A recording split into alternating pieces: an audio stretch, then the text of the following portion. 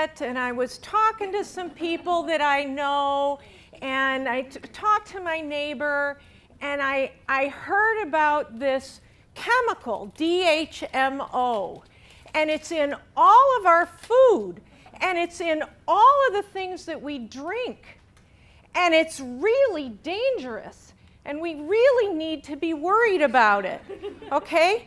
It's also known as hydroxyl acid, and it's the major component of acid rain, and it contributes to the greenhouse effect, and it can burn your skin. And it causes erosion of the landscape. Electrical failures, it decreases the effectiveness of automobile brakes. It's been found in excised tumors of terminal cancer patients. And despite the danger, dihydrogen monoxide is often used as an industrial solvent and a coolant. It's in nuclear power plants. It's used in the production of styrofoam. It's used as a fire retardant. It's used in many forms of cruel animal research. It's used in the distribution of pesticides. Even after washing your food, it remains contaminated by this chemical. And it's an additive in certain junk foods and other food products. I want you to just be so scared of DHMO. It could kill you if you read all this, right? Does anyone know what I'm talking about? What's DHMO? It's water, okay? All right, now just change DHMO to carbohydrate. What this is, actually there was a middle school kid who did a study. This was originally put together in the 70s on the Santa Cruz campus at University of California. And they put up all these posters. And they freak people out, right? What the hell, DHMO is in all our food, it's in everything we drink. We can't trust the government to take care of us. So then this middle school kid did a study in his middle school, and he did a survey. And the point was, these are all true. This is using fact to make people fearful. Think the science babe versus the food babe. Okay? Does anyone know who the food babe is? Does anyone know who Dr. Mercola is? Okay? I'm not going to judge you if you've been following them and you think they're telling you the truth. This is what they're doing. And they say, these are facts.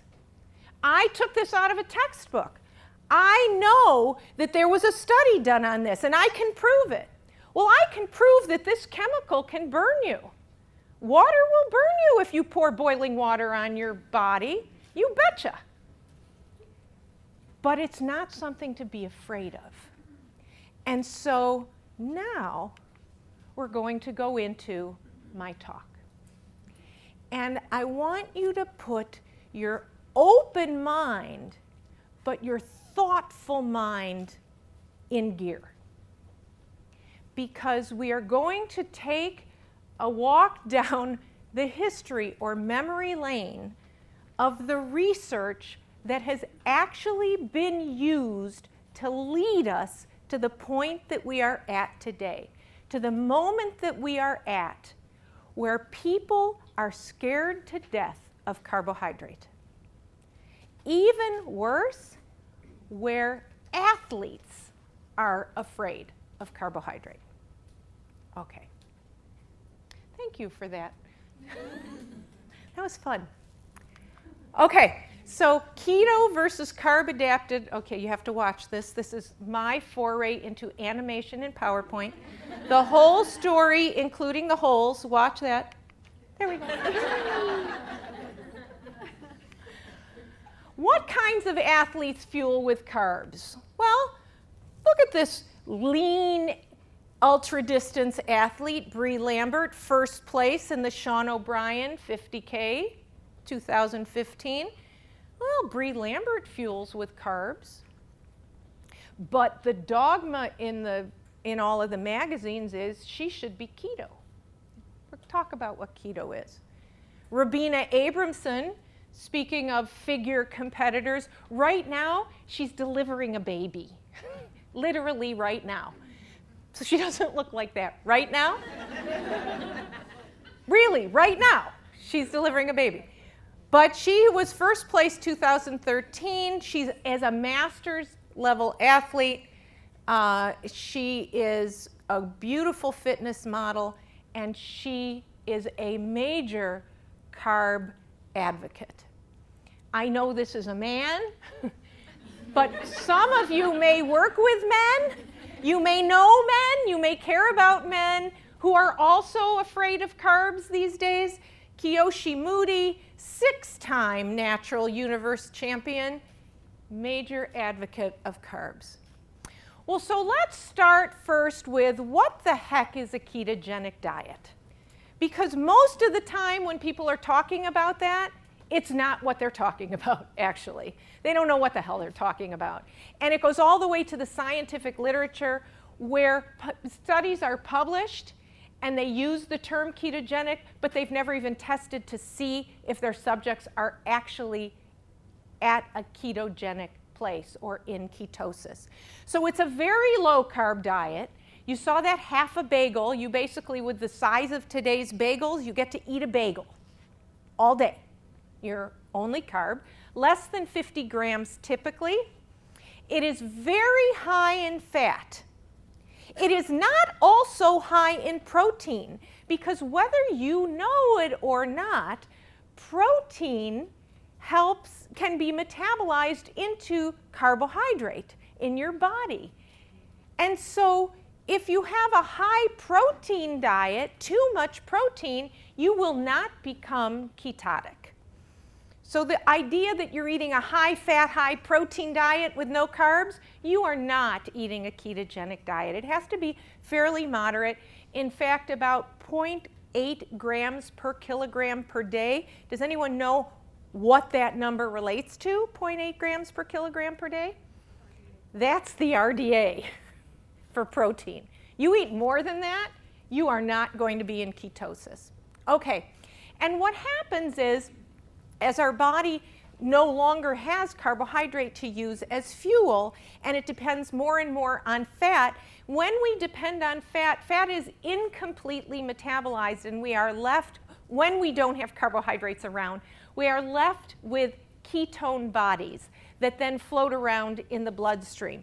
Those ketone bodies, when we become fat adapted, when our body becomes better and better and better at utilizing fat as a primary source of energy, we can begin to use those ketone bodies as fuel. But the only way that we know if we're in ketosis, along with really bad breath and smelling really bad, like ammonia, is by measuring ketones in the urine and even more particularly in the bloodstream. Well, so where did anybody even come up with this idea of a ketogenic diet? Well, 500 BC, we've been playing around with diets since then. And then again in the 1920s, it was discovered that a ketogenic diet actually may work as a treatment for epilepsy. And that today we are beginning to understand that epilepsy may be a metabolic disorder in the brain. There's really spectacular work going on, and it's coming, some of it out of all of the research happening with catastrophic brain trauma right now, because we've got, unfortunately, so many thousands of injured military with catastrophic brain injury, and so it's moving the needle in our understanding of the metabolism in the brain. And so it has been used for treatment for epilepsy successfully even today in some patients. Well then, in the 1930s, so I said 1920s, the ketogenic diet kind of made this resurgence for treatment of epilepsy. And then obesity, which it's hardly imaginable that it was a problem in 1930 when there was no food around, but we were in the state of depression. But there was, and people were trying to treat it and understood that it was an unhealthy physical state. And so the beginning of research in 1930 looking at very low calorie diets, and they were also by nature low in carbohydrate, and it was a ketogenic diet, a very low calorie. You can see 200 to 400 calories a day, and people were in metabolic wards in hospitals. They were not free living and following a diet like this. And what was discovered was they didn't lose very much, really, 2 kilograms after an initial sort of significant weight loss. Over time, it averaged out to about 2 kilograms of body weight per week, this is pretty extreme to go through for that much body weight. And it was really hard to stick to, pretty hard to stick to. Next step along the continuum, we get to the 1960s, and there's a dramatic leap in our understanding of fueling for sport, and that was the development of the method of muscle biopsy. To actually now be able to take a piece of muscle and look at how much fuel is there before exercise and how much fuel is there after exercise, how much carbohydrate or stored carbohydrate called glycogen in the muscle cell. So Bergstrom and Hultman in Sweden at the Karolinska Institute did this research, and what they discovered was, number one, that we could glycogen superload or supercompensate. We could get to a very high ceiling if we ate a high carbohydrate diet. You could raise the stored carbohydrate in your muscle or the glycogen level. And then those people who exercised, when they had higher levels of stored glycogen, they could enhance the intensity and the duration of their exercise beyond the people who were not glycogen supercompensated. So we began to understand fueling for training, basically, and for performance and racing. This is the beginning of carbohydrate loading. A little further on, and we start to connect exercise and medicine. So it's diet and obesity, and now moving on the continuum to exercise and medicine. And Jack Berryman, who is the archivist for the American College of Sports Medicine, he's a good friend and on faculty at the University of Washington in Seattle. He wrote a paper and talks about, in the 1960s, this new research starting to look at exercise as medicine, and Curitin's work in the 1930s and 40s and late 50s. Again, as I said, this connection between inactivity and chronic disease, and in between there is, of course, obesity. So we've got inactivity, an unhealthy body weight, and chronic disease. So then in 1981, Bogardus and colleagues said, well, okay, let's start to study the whole thing at once. Let's take untrained obese women, let's put them on an endurance exercise program that raises their intensity to maximal work output, 75%, and put them on a 6-week low-calorie diet, not as low as that original study in Pittsburgh, twice as many calories, but 830 calories is pretty low. Keep them in a metabolic ward and make one group on a ketogenic diet. And they did study blood ketones and muscle biopsies. So they have the carbohydrate replete group and the ketogenic group. What happened? These are really hard to see.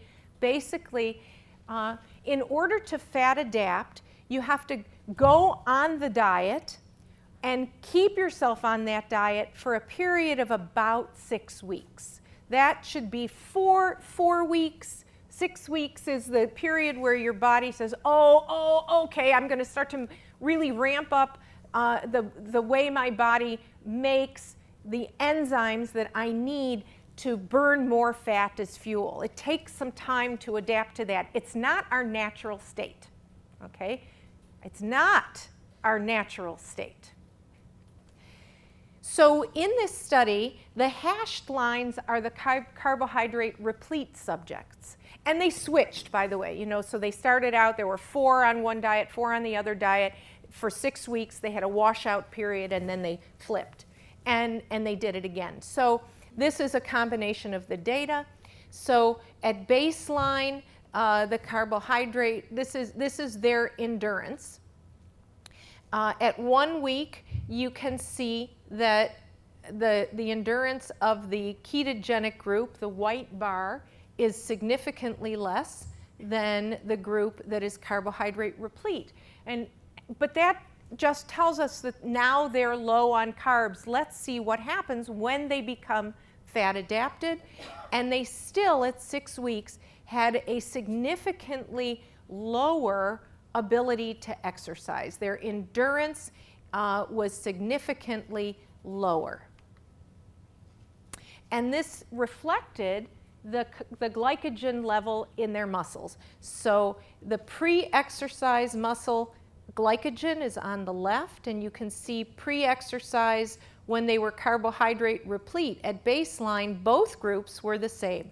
At 1 week, they start to drop, and then at 6 weeks again, the glycogen levels are low. Then the post-exercise is what is the most interesting, and that's why I have both of these up here. Let's see, maybe this does it. Oh, we do. Okay, so here, this is what I want you to look at. So the levels are dramatically different here of muscle glycogen, right? This is the carbohydrate replete, the hashed, and this is the ketogenic diet. Obviously, you don't have stored carbohydrate. After exercise, they end up the same. So your body stops when it runs out. There's always still a little bit left, but we reach a minimum threshold where you hit the wall. And so whether you start here or you start here, you only have got till this point. And so when you've only got this much carbohydrate, you're going to have a very short, high-intensity workout.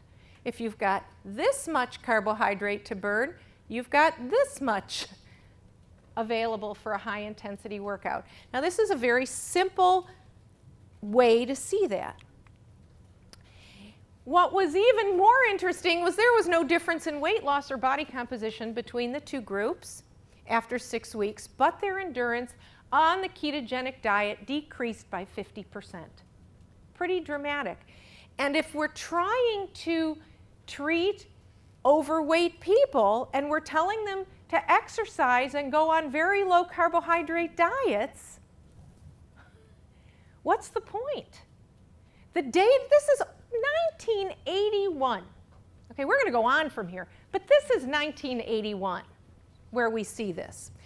And it wasn't the low calories that correlated with the low endurance. It was the low carbohydrate or the low glycogen levels. Okay. Move on to 1983, where the big study that is still talked about today, it's kind of the seminal study for ketogenic diet and athletics.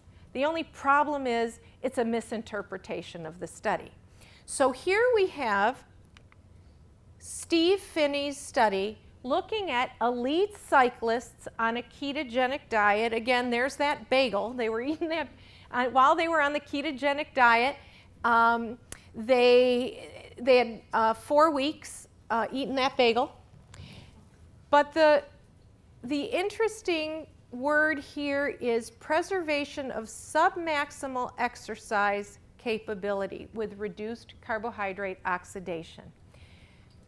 Is anyone a competitive athlete in this room? Does anyone work with competitive athletes? Can you win training doing submaximal exercise? But because and the answer is no, by the way, if you didn't hear it, because these were elite athletes being tested, elite cyclists from an elite cycling team, the assumption is that they were doing elite level activity during the study. They were not. Okay, that's just to begin with. So, the first thing is that we've learned for the first time that you could sustain submaximal exercise on a ketogenic diet. That was actually really cool news, that you really could fat adapt and sustain a low level of activity, 65% of your VO2 max or your maximal work output, and you could just hang there for a pretty long period of time with no difference between the carb-adapted and the fat-adapted groups. And in fact, the fat-adapted did a little better. So you can hang at this submaximal level. There's not a lot of training that happens at a steady state except training at a steady state. Correct? Okay, you guys are the exercise experts, many of you, not me, but I've been doing this for a long time. Okay. What was not reported in the study? Here's a hole. But Dr. Phinney himself wrote in a review article 21 years later. The bicyclist subjects of this study noted a modest decline in their energy level while on training rides during the first week. It was an Inuit diet. It was, an Eskimo diet. Dr. Phinney was very interested and had been studying it on an anthropological level, after which subjective performance was reasonably restored. Remember I said at the beginning, it's really hard, it's hard to get your fuel, it's hard to use your fuel, but then you fat adapt. Except for their sprint capability, which remained constrained during the period of carbohydrate restriction. And a little later, he writes, anaerobic, this is Dr. Phinney himself, published, I took this from his own writing, that is weightlifting or sprint performance is limited by the low muscle glycogen levels induced by a ketogenic diet, and this would strongly discourage its use under most conditions of competitive athletics. And yet today, I am embarrassed that my co-scientist speaks worldwide telling people that they can win races on a ketogenic diet. And there is a cohort of these folks that I am embarrassed to include as my peers because they are not telling the whole truth. There is truth. There is some very interesting data about the perhaps benefits, interesting data, benefits on chronic disease treatment. As I said, for people with epilepsy, there's interesting areas, but the area of athletic performance is not one of them. Can I ask a question? Yeah, sure. What's their motive for that, do you think? I would never assume someone else's motive. I have no idea. That you'd have to ask them. That I don't know. I mean, do you think they actually believe it for some reason? I don't know. So, and when asked directly at the International Society of Sport Nutrition Conference, not just this past one, but in 2014, when Dr. Jeff Volek was presenting a lot of the health benefits of the ketogenic diet and moved into sports performance, I raised my hand and I said, Dr. Volek, am I missing something? Is there any data to show that a ketogenic diet or a low-carb diet will enhance athletic performance? And he said, no. This is Dr. Jeff Volek. So if you follow any of this, if you are influenced by any of this, put your thinking cap on be informed, and the reason I'm taking so much time going through this history is because it's the only way you can tell people that you influence, that you can be certain that you actually do know what you're talking about, and there's not something that you're missing when apparent experts are giving a different story.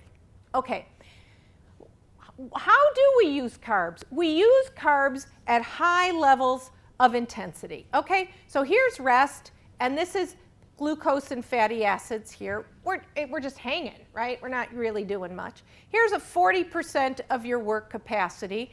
It's pretty even, muscle glycogen and free fatty acids here. These are other fat sources. You know, it's about 50-50. And in fact, you stay at 50-50 until about 55%. And then when you get up to what we call high intensity levels of training, 75% or higher, muscle glycogen and plasma glucose really take over. And if you don't have this, you don't go to 75% or higher as a work output. Your rate of perceived exertion goes up. You are sure you're working out really hard. You're at an 8 or a 9 or a 10, but if we would measure your watt output, you're down at about a 5 or a 6, which is all you can sustain when you don't have the carbohydrate to fuel it. It doesn't matter how fat adapted you are. You cannot push to this point, as Dr. Phinney states himself. Now, this is in trained large muscle. What about small muscle? Small muscle is really interesting. First, I'm going to go back for a second. So you can see that you certainly do increase your total. This is energy expenditure. So certainly as you go up in intensity, you go up in energy expenditure. The calories that you're using per minute are higher during high intensity exercise levels, correct? And your fat amount stays about the same, but you increase, your fat is here, it even goes down a little bit with large muscle, and you increase your carbohydrate usage. With small muscle, it's really fascinating. So you see the same hike. You absolutely need more carbs to do high intensity level in trained small muscles. Think those shoulders. Where's Ingrid? Okay? We always think, oh, I should really be using my glutes to burn up all my calories, right? I need to be using my big muscle. Well, surprise. Look at this. First of all, you burn not just more total calories, but your fat levels. Here's your plasma fatty acid. Your fatty acid doesn't go down. It stays the same, and you just add glycogen. So you actually get a bigger fatty acid burn when you do high intensity work with your smaller muscles. Fascinating stuff. But as I said, look at this, is all glycogen here. Plasma glucose is down here, and glycogen. So you not only need stored carbohydrate, you need to raise the glucose level in your bloodstream. How do you do that before exercise? Not by fasting, I can tell you. You have to consume it. But in the meantime, even though we've got all that data, this is what's on the internet, right? Practical keto meals for endurance athletes. What is that doing there?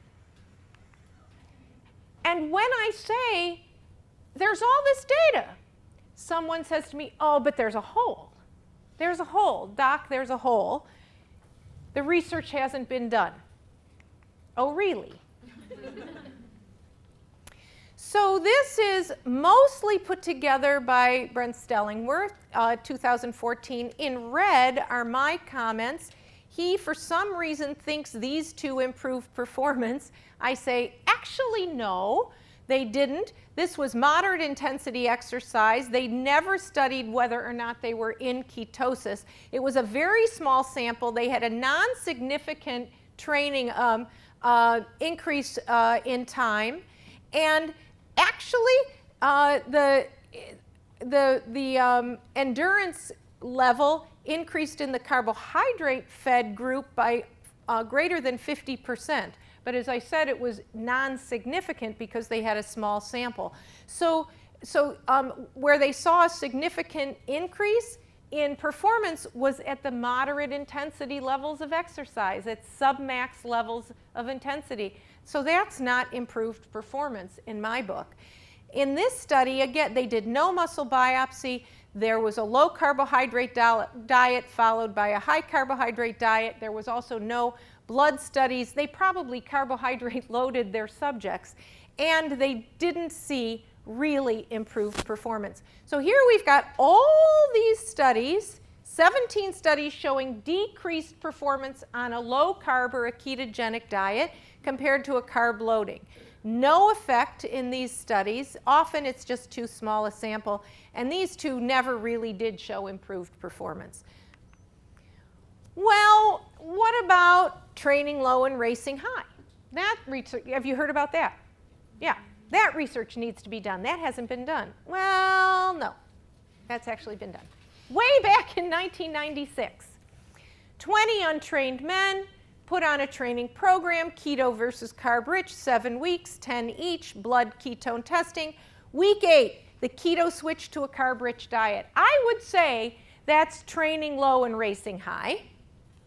They did an endurance test to exhaustion at week 1, at week 7, and at week 8, because at week 8, they wanted to show that they had adapted back to being able to utilize carbohydrate. So this is what happens. When you become fat adapted, you no longer can have the enzymes to utilize carbohydrate for fuel. It's one or the other, ladies. You don't get both. If you got one system ramped up, the other system goes down. That's our survival adaptation technique as a human on this planet. So they do the 2 endurance tests to exhaustion. Performance increased by 50%, 56% more in carbohydrate versus keto at week 7. And even keto was even lower at week 8, even after carbohydrate replenishment. Well, they fat adapted for too long. It was too long. 7 weeks, 6 weeks was too long. It needs to be less. Somebody needs to do that study. Well, somebody has. We've got 6 days on a keto high-fat diet versus a carbohydrate-rich diet. They did 1 day of carbohydrate replenishment. There were no muscle biopsies. There was no ketone testing. On day 8, they did a 100K cycling time trial, including high-intensity sprints. And the performance diminished on the keto diet even after the carbohydrate replenishment. Okay, now this is not an abundance of research, but the studies have been done. Okay, I know it's good for lifting. Okay, we lift, right? We don't care about time trials and marathons and that sort. We want to lift. That research needs to be done. Okay, that research has been done. And this was on men. This was quite an elegant study. So they carbohydrate fed them, and they did one-legged workout until they depleted glycogen in the single leg. Then they rested. Then they did the study. So they had a low leg and a high leg on one person. So it's pretty cool. So you didn't have 2 different time frames. You didn't have 2 different subjects with 2 different strength capacities. It was actually a very cool study. This just shows, I'm going to speed up a little bit, this just shows that the muscle glycogen levels pre and post, and basically they had to stop the study because they couldn't complete the reps on the low leg. You got to have carbs to lift, period, end. Unless you're just sort of kind of lifting, I don't know what you call that.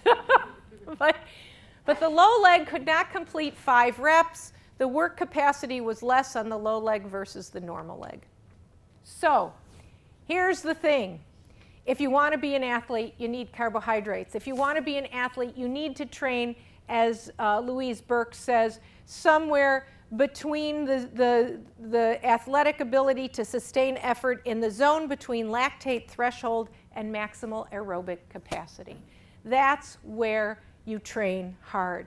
That's also where you sculpt. Yes? So just, there's one thing that I'm a little bit confused about. So when you're first starting exercise, I know you use the energy systems, but once you're done, once you deplete all the glycogen, you can't use your glycolytic oxidative system. So you move on to fat oxidation. So wouldn't that oxidation be more effective if you have low carbs in your body, therefore you have low glycogen, and therefore you tap into your fat storage more quickly and you're able to burn more fat? Wouldn't that be more useful for body fat comp? Actually, you burn more fat at a high intensity level of exercise. And so the longer you can sustain the high intensity level of exercise, the more fat you burn. And for sculpting, it's the afterburn that makes the biggest difference. So the higher the intensity of your training, how long do you have a higher level of caloric burn for how many hours post-exercise, right? Your epoch, which we'll get to. And so the higher that is for the longer time, and in women in particular, we believe, and there's some early research, and Dr. Forsyth actually in a paper that she published mentions this, that women may have a higher level of fatty acid oxidation during the afterburn. And so if you're working out at a low level, you don't have the same level of afterburn. Basically, moderate intensity should just kind of go out the window. Well, it shouldn't go out the window. It plays a role. We know it's good for cardiopulmonary training. We know that it's important to have aerobic capacity. And we'll get to talking about fueling your training, right, and how you fuel your training. But it's very important to not throw the carbohydrates out the window because you believe they make you fat. In fact, the likelihood that you will never gain muscle and you will alter your metabolic processes and become softer and more fat without carbs over time is the higher possibility. And to work backwards from what you said originally, we are never only burning one fuel or the other, right? Never. We're always in a proportion. Yeah. So long-term low-carb endurance training and performance. This is just kind of to put the nail in the coffin. This is, again, Louise Burke. She's a great sports dietitian out of Australia. Just her comment at the end here is, instead of the concept of fat adaptation being a positive adaptation to removing carbohydrate, she believes that fat adaptation is a negative adaptation to the unavailability of carbohydrate. So that when I said our normal state is to be able to utilize both and utilize carbohydrate when we need it and utilize fat when we need it, that the negative adaptation is if there's no carbohydrate around, all right, the body ramps up this less than good or great system in lieu of having any carbohydrate around, and we lose our capacity to utilize carbohydrate. That's a negative adaptation. And that, I thought, was a very interesting perspective. Okay, what is the influence of all of this? And as Molly said at the beginning, I last year opened with the, you know, I get a little dramatic. So last year my opening was that I'm pissed that the diet world has invaded my world of sports nutrition. I've tried to stay as far away from the diet world as I could for my entire career, and now it's invading my space, and I don't like it. So, influence of very low carbohydrate dieting on health. Let me show you why I'm so passionate about this. You probably have seen some of these women, and some of you may have experienced this yourself. It is what Molly was talking about. So here I have this was a client, former championship female bodybuilder, restricting carbohydrate in her diet. She was training more. She was more fatigued. Her performance was diminishing. She had brain fog. She had a crazy appetite, but she was restricting more because, of course, her male trainer told her that she wasn't dieting enough. So restricting more, and her fat composition kept going up. Comes in, what the heck is wrong with me? Well, let's do some amazing blood studies. So because Dr. Emily Cooper, who is an amazing physician, is in Seattle, we could run a bunch of these studies. So she had normal fasting blood sugar, but she looked pre-diabetic, looking at her hemoglobin A1C. Her fasting insulin, suppressed. Her appetite hormone, leptin, suppressed, meaning that she was going to be hungry all the time. No sense of satisfaction. Her thyroid is in the toilet. C3 hormone sensitive lipase, so she's got all kinds of issues going on with all her hormones that are controlling her lipids, her carbohydrate metabolism, her immune system is suppressed, white blood cells and neutrophils, and her exercise testing, she had a low resting energy expenditure. She could not cross the anaerobic threshold, and she was muscle wasting. She was losing protein like crazy. What the heck is going on? Case study number 2. This was frightening. This was a female sports medicine doc on a ketogenic diet, ultra-durance, 50K to 100K trail racer. Increased fatigue, increased training, decreased performance, brain fog, increased appetite, decreased food, increased fat. So the worse she got, the more fat she added to her diet and the more carbs she pulled out.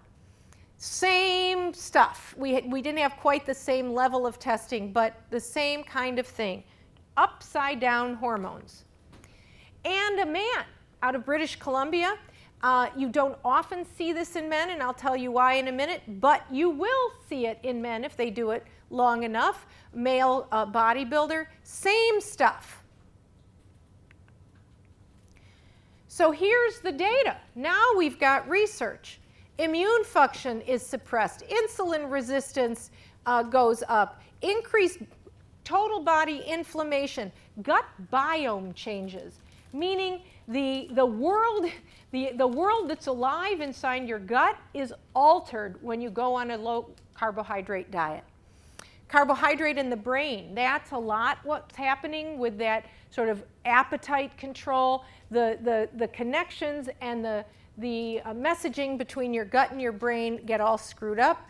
Your peripheral metabolic pathway, we know, goes upside down. What is the peripheral metabolic pathway and why does it affect women so much? Our reproductive hormones are part of our metabolic pathway. Not so much in men. But doesn't it make sense that if we are going into famine, we should slow down our ability to reproduce? So when you lose your period, it's not a good thing.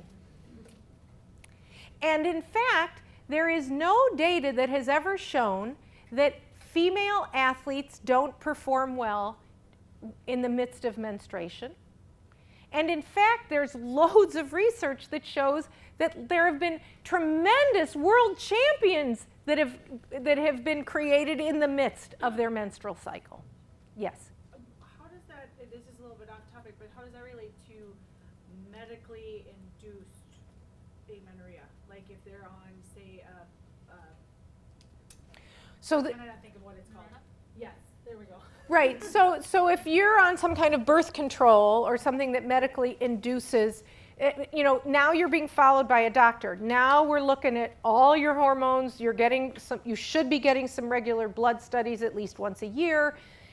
And I can't say that, I don't know a lot about that, but it's not the same as this. Your entire endocrine system has not been turned upside down. And basically what happens here is the peripheral metabolic pathway is all the chemical messengers from every cell, every tissue, every organ in your body talking to your brain, telling your brain how much fuel is on board and what fuel is on board.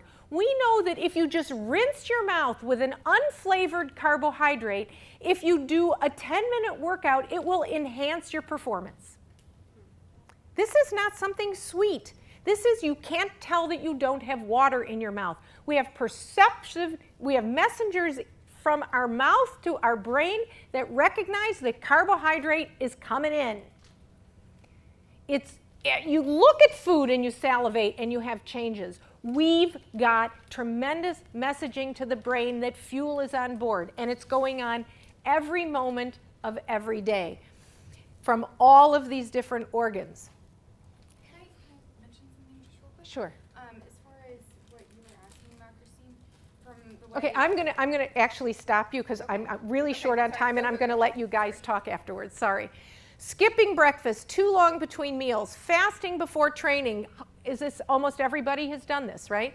Very low calorie and very low carbohydrate diets negatively impact the feedback loop somewhere along the peripheral metabolic pathway, placing all athletes, but particularly female athletes, at increased risk of metabolic chaos, which is what you saw, which is what Molly described. She put herself into a state of famine too many times. You can do it a little bit for a short period of time, but not for a long time. So, how do we fuel training? And how do we sculpt? Everyone wants an aesthetic benefit from their training. I don't care who you are. You know, everyone wants an aesthetic benefit from training, and there's nothing wrong with that. It's okay. Whatever that is, bigger, smaller, we can't get taller or shorter, but whatever, you know, you want to take up more space, whatever you want to do, there's some benefit in addition to lifting more weights for most people. So the first thing is, as trainers who do work in nutrition, most people will measure energy output. We have all these gizmos and gadgets now to measure energy output. And we say, well, as long as you're in energy balance, you're good. Not for a woman. Because if our metabolic rate slows down when we are not eating enough food, then the low-calorie output is an artificial artifact of the low-calorie input. Did you understand what I just said? So when you're not fueling yourself, when you're really under-fueling, your energy output is going to be low. It's not your real energy need. It doesn't reflect what you really need to consume. So if you measure the energy output and you say, okay, well, your energy output is about 1,800 calories or 2,000 calories, so I'm going to feed you 2,000 calories. If 2,000 calories was too low to begin with, you are not measuring the actual need that the person has. So energy balance is not a useful concept for managing an athlete's diet or a highly, I mean, there's lots of people who don't think of themselves as athletes, but they do athletic training, correct? For years, I have played piano my entire life, and I've only recently, finally taken on the identity as a musician. It's like, when am I going to really be a musician, right? So a lot of us may not think of ourselves as athletes, but we're doing athletic training. And someday we will actually feel comfortable with calling ourselves athletes. So energy availability is a different concept. Now, some of us train and we may burn 500 calories in a workout. Some of us train, and if you're training and you're doing a really high intensity workout, you're doing a big lifting workout, you may get up to 700 to 800 calories if you're well fueled during that workout. And what if you do 2-a-days? Now you're burning maybe 1,500 to 1,800 calories as your workout. And maybe your resting metabolic rate is 1,500 calories. So actually your fuel to train is higher than your resting metabolic rate needs. So if you had been under fueling and your resting metabolic rate, it doesn't go down too far, it goes down a little bit, but it will go down a little bit, and then your energy burn is lower, but maybe you're at, instead of a potential of 15 to 1600 calories, maybe you were at, let's say, 1200 calories or 1000 calories. So now we put those together. It means your resting metabolic rate for all of the important functions of your body, your immune system, your skin, your hair, your nails, your bones, your reproductive system, everything else that's going on in your body takes you, let's say, 1400 calories a day. And you're training and you're doing 1000 calories a day. That's 2400 calories. But you were under fueling, so you don't know that. So you're under fueling, and on top of it, now you want to lose weight and you drop it down by 500 calories. Well, your fuel for your training is going to get used up. You are using that fuel. You don't get to use that fuel twice. You've used up your 1000 calories in your training. Now you've only got like 500 calories left, 600 calories left, because you've dropped your calorie intake by 500 in order to lose weight. And so your metabolic needs are not being met. So today we want you to think about energy availability of a fully fueled person. What is the real need?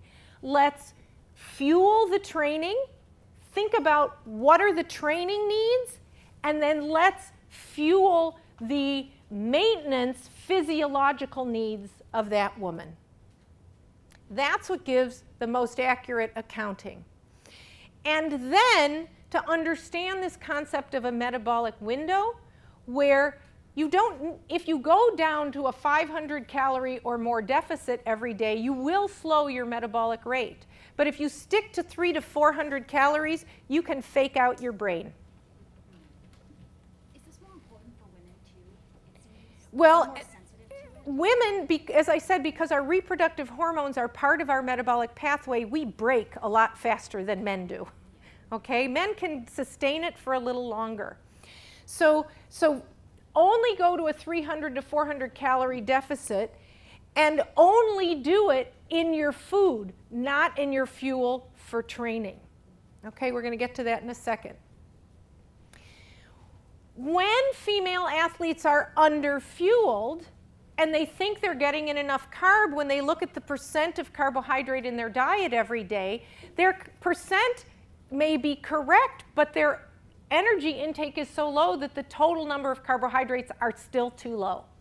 So always go with grams per kilogram body weight or fat-free mass.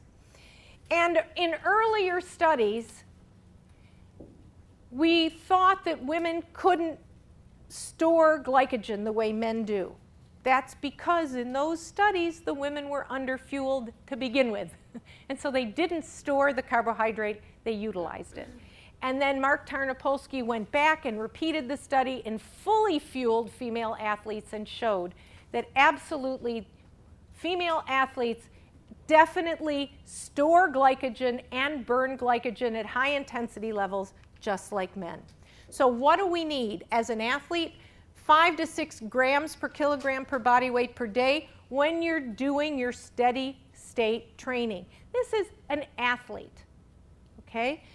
At high duration, high intensity levels, 7 to 12 grams per kilogram per day. But it's a huge range, okay? Each person has to individually figure out their needs. But you need to work up. You need to start to raise the amount and not be down at 2 grams per kilogram per day, okay? Again, never underfuel your training. I want you to think of feeding yourself as 2 silos. That you're feeding your body and you've got your fuel, your training. Never underfuel your training, because when you underfuel your training, you run out of gas halfway through. But you can adjust that based on the training day. If you've got a rest day, then you don't fuel your training. So if you use food and you can be fully fueled and be empty enough to train using food prior to your training session, great. Many people can't. And so that's how I ended up working with the product that I work with, Vitargo, because it causes no stomach upset, no sense of fullness. You can fully fuel and be empty enough to train. And I'll have information on it tomorrow. But whatever you use, fuel your training. Fuel before, fuel during, and make sure that you recover. Then think about all the food that you eat during the day as separate. That's your sustenance. That's your nourishment. Fueling your training is not when we're getting in fiber and vitamins and minerals and all that stuff. That's not the time for that. You want efficient, easy to empty, fast out of your stomach, into your bloodstream fuel. So it can go up and down. If you have a steady state day, you may just have a little bit. But when you saw how important blood sugar levels are to getting your training moving, there is never an advantage to fasting and training because your blood sugar level doesn't go up and your brain will not let your body release the fuel that you want to burn. You will be training at a lower work output. So these kinds of things, and I will make this available. I have no problem with you having this information. So this is just a chart that I adjusted again. This is available really online. I think Stellingworth and Cox published it online. And it's conceptually how to fuel yourself around your training and how much carb per hour, what to think about, what forms to think about, and to understand that usually the limiting factor to the amount of carbohydrate that you need prior to exercise has always been how much you can handle before you get stomach upset. And again, the ceiling for that has been a physical ceiling, transport across the cellular membrane in the gut. So never being able to go over 60 grams an hour. Now, with multi-transport carbohydrates, and even more so with Vitargo, you can fully fuel your training. So these are standard things that you know. Eat breakfast, eat every 3 to 4 hours, fully fuel your training. You know, a lot of this stuff, you ladies are pretty smart and you know this, and how to recover at least 50 grams of carb and 20 grams of protein. Thinking about sort of monetizing your carbohydrates during the day if sculpting is really a goal. And so because it's the high intensity training that leads to sculpting, but you are trying to control your total amount of food that you're consuming, choose the watery vegetables, the less dense, less starchy vegetables throughout the day, and put your starch to work for you around exercise on the days that you train. High fiber, low gas forming foods. And this is all, as I said, I will make this all available for you. These are just, and when you get this, these are just good things to read. I kind of stuck at the end. I did a whole program on myths of the glycemic index, and they're available online. These are good reads. There was just an awesome, it's going around on Facebook, T-Nation just published about the ketogenic diets. And that's my book. So put your food to work for you. See these lovely, fabulous, gorgeous, and world-class athletes who all eat carbs. Thank you.